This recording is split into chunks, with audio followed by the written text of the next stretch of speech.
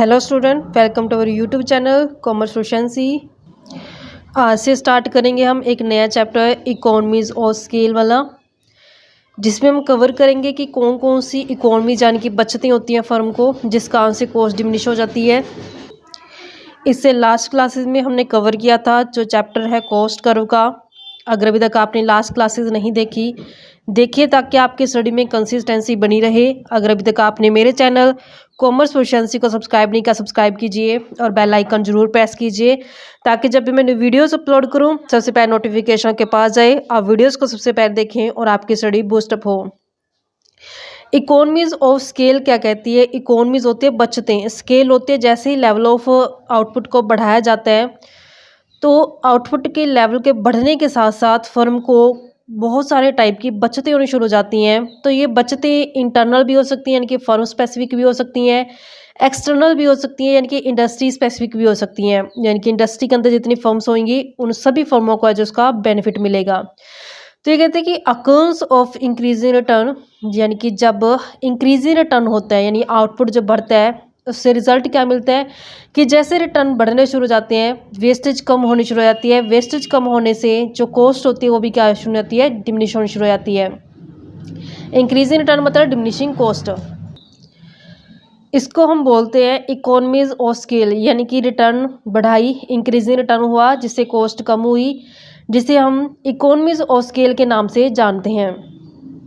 जो economies of scale ये एक ऐसी सिचुएशन होती है जहाँ पे जो स्केल होता है प्रोडक्शन का बढ़ाने से जो कॉस्ट होती है पर यूनिट कॉस्ट ऑफ प्रोडक्शन कम हो जाती है।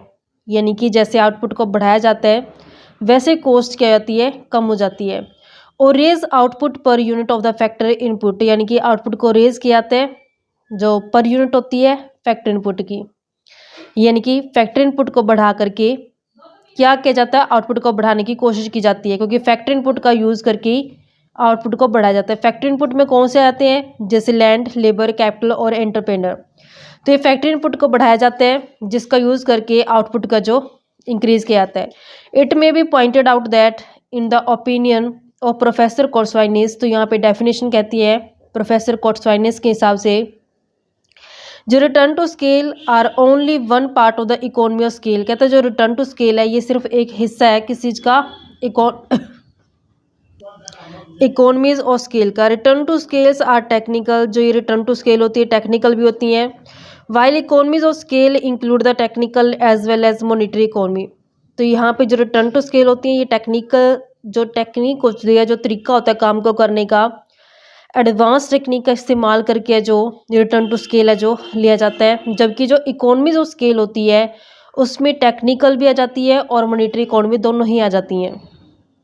The scale of production has a solid bearing on the cost of production. तो यहाँ पे जो स्केल ऑफ प्रोडक्शन है एक सॉलिड है किसके लिए, कॉस्ट ऑफ प्रोडक्शन के लिए। Generally the larger the scale of production, जैसे जैसे प्रोडक्शन के स्केल को बढ़ाया जाता है the lower the average cost of production. तो यहाँ पे जो एवरेज कॉस्ट आती है प्रोडक्शन की वो कम होनी शुरू हो जाती है। यानी कि जो पर यूनिट ऑफ कॉस्ट बनती है प्रोडक्शन की वो डाउन शुरू होनी स्टार्ट हो जाती है जैसे ही आउटपुट को बढ़ाया जाता है। दिस इज़ अ रीज़न, ये एक रीज़न रहता है why many firms are tempted to expand the scale of production so that they have to benefit the economy of scale.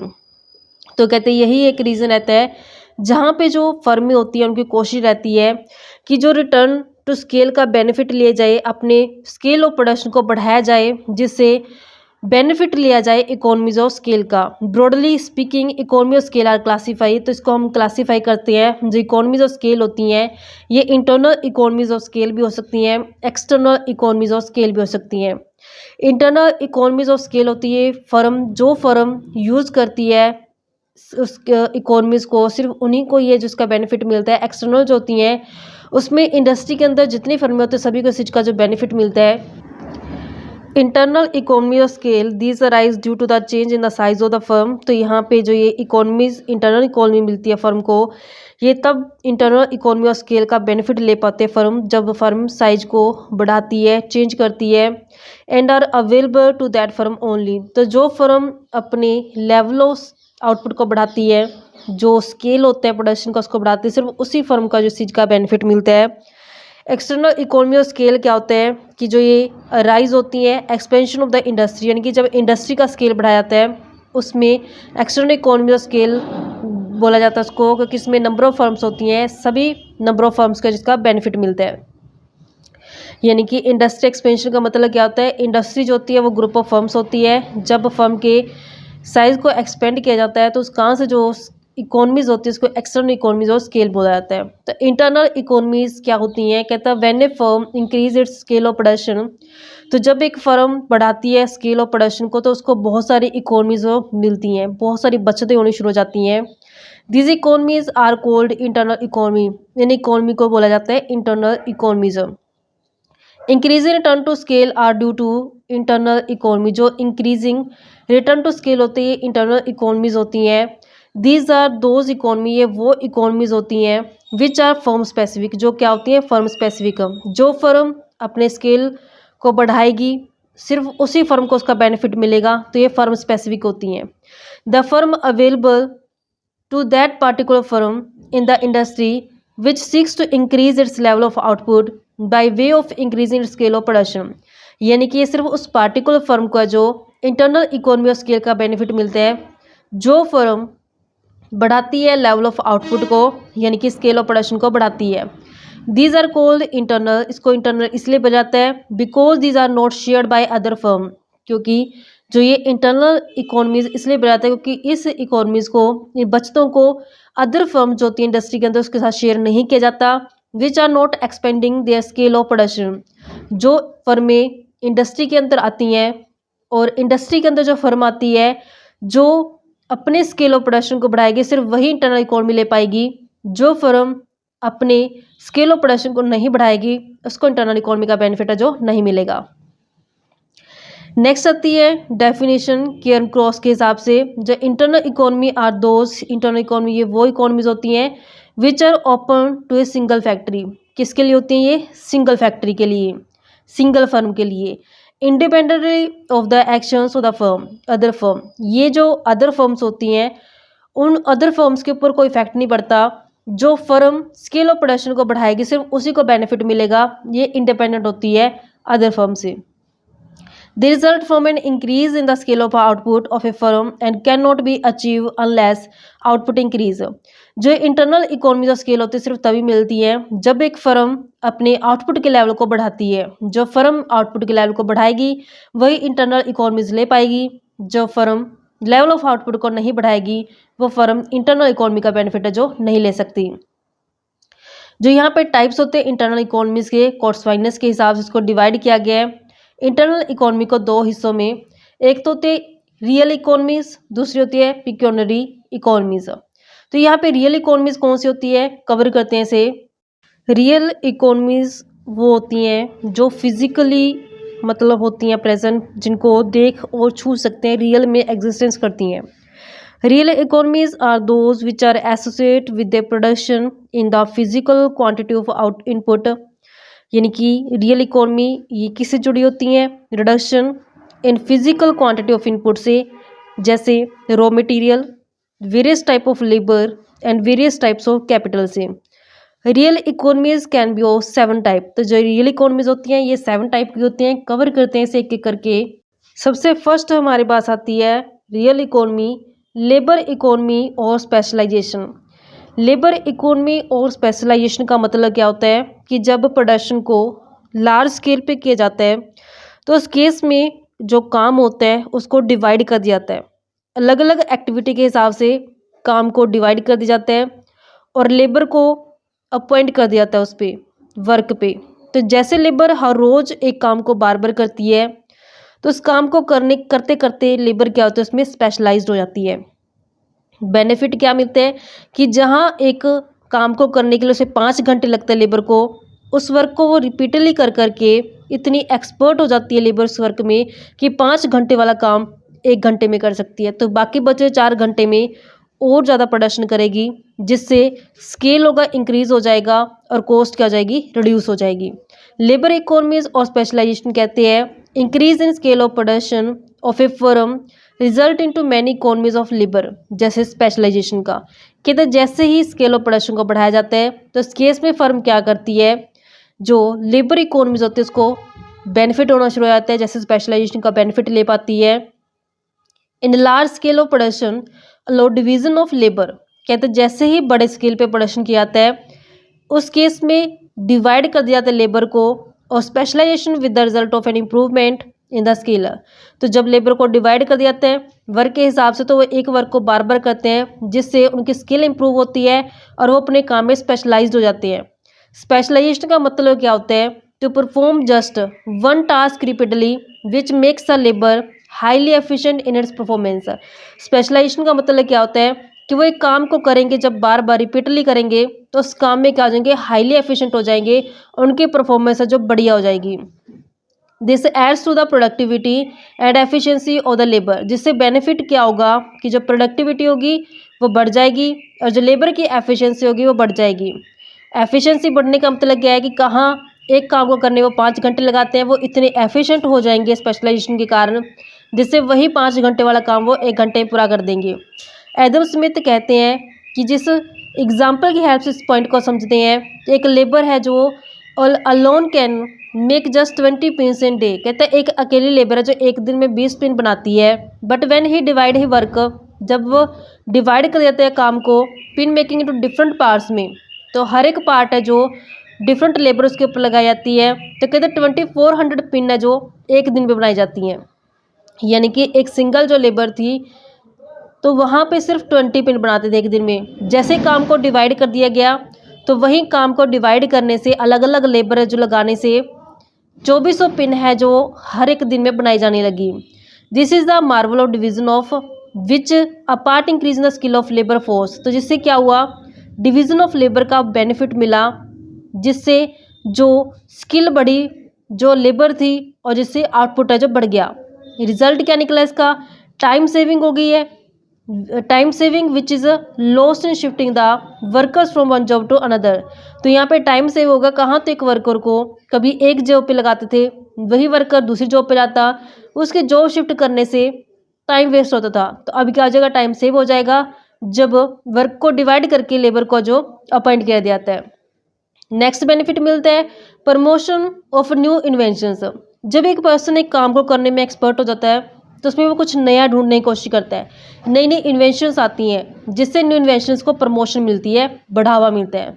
तीसरा, ऑटोमेशन ऑफ प्रोडक्शन प्रोसेस। तो जब प्रोडक्शन प्रोसेस होती है वो ऑटोमेशन हो जाता है, उसमें ऑटोमेटिकली है जो वो शिफ्ट हो जाते हैं उसके ऊपर, प्रोडक्शन प्रोसेस के ऊपर। All this increase the productivity of labour reduce cost, जिससे रिजल्ट क्या मिलते हैं, अगर ऑटोमेशन प्रोडक्शन प्रोसेस होती है तो इससे प्रोडक्टिविटी होती है जो लेबर की वो बढ़ जाती है, और रिजल्ट क्या निकलता है, कॉस्ट क्या होती है, रिड्यूस हो जाती है। आई होप कि आपको फर्स्ट पॉइंट क्लियर हो गया बच्चों। नेक्स्ट आता है टेक्निकल इकोनॉमी और इंडिविजिबिलिटी। टेक्निकल इकोनॉमी और इंडिविजिबिलिटी क्या कहती है? इंडिविजिबिलिटी मतलब कि जब हम किसी चीज़ को डिवाइड नहीं कर सकते, इंडिविजिबल होती है, तो उस केस में कैसे इकोनॉमी ले सकते हैं?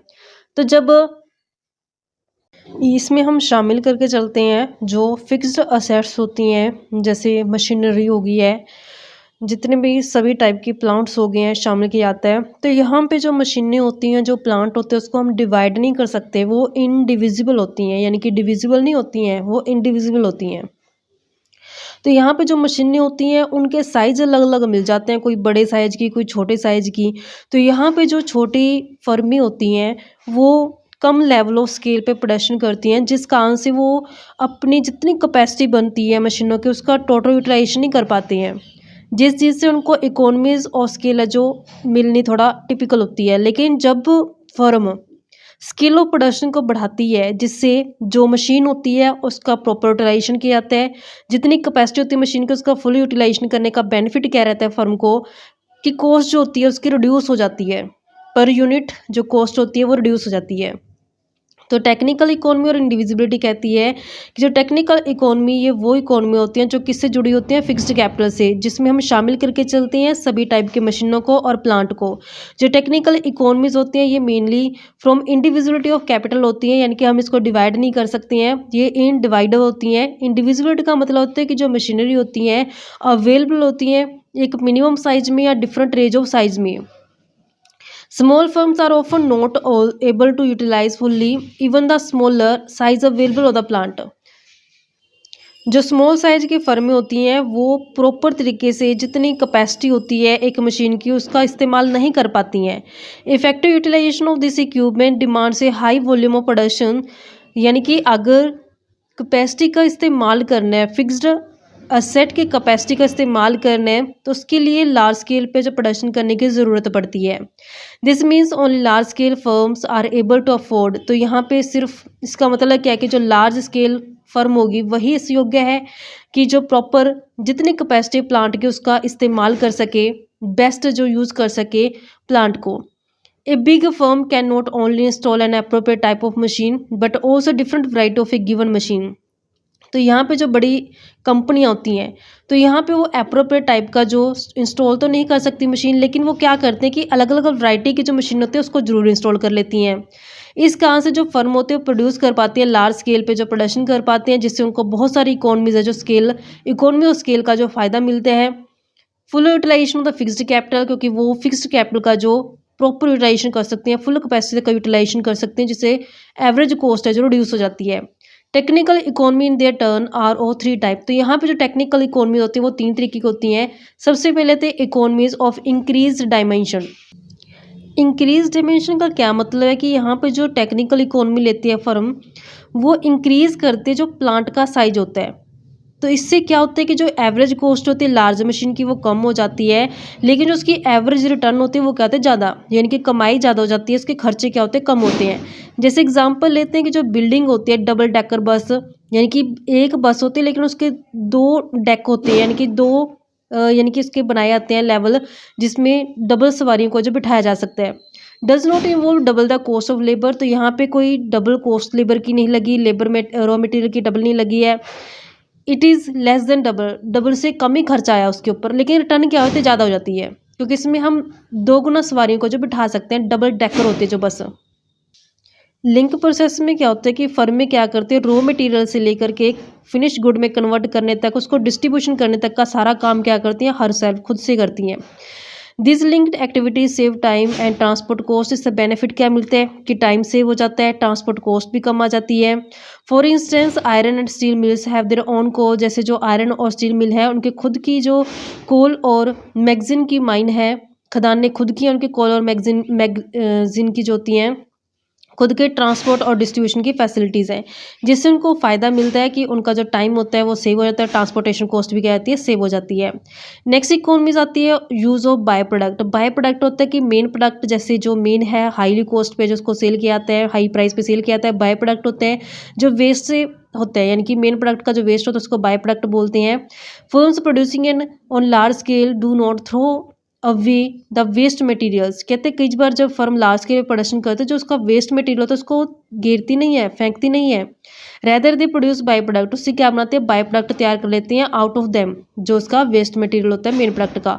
And the supplement there income. इससे क्या होता है कि बाय प्रोडक्ट को सेल करके भी उसकी इनकम है जो जनरेट हो सकती है। जैसे एग्जाम्पल जो शुगर मिल होती है वो क्या करती हैं, sugar mills make power alcohol out of the molasses. Paper mills make paper का आउट ऑफ कॉटन वेस्ट। जैसे कॉटन वेस्ट से क्या करती है, कॉटन वेस्ट से जो फर्में होती हैं वो पेपर बना लेती हैं। पेपर मिल मेक पेपर क्या करती है, पेपर बना लेती है। किससे बनाती है पेपर, जो कॉटन वेस्ट होता है। तो यहाँ पे कॉटन वेस्ट का इस्तेमाल करके पेपर को बनाया गया, जिससे इनकम क्या हो गई है, सप्लीमेंट इनकम तैयार हो गई है, यानी कि सहायक जो तैयार हो चुकी है, इनकम का लेवल क्या हो चुका है, बढ़ चुका है। इस तरीके से बच्चों हमारे पास पॉइंट बनते थे। नेक्स्ट कवर करेंगे जो रहते हैं पॉइंट नेक्स्ट क्लास में। ऐसी रेगुलर क्लासेस देखने के लिए आप मेरे चैनल कॉमर्स प्रोficiency को सब्सक्राइब, लाइक और शेयर करें। बेल आइकन जरूर प्रेस करें ताकि जब भी मैं वीडियोस अपलोड करूं सबसे पहले नोटिफिकेशन के पास जाए, आप वीडियोस को सबसे पहले देखें और आपकी स्टडी बूस्टअप हो।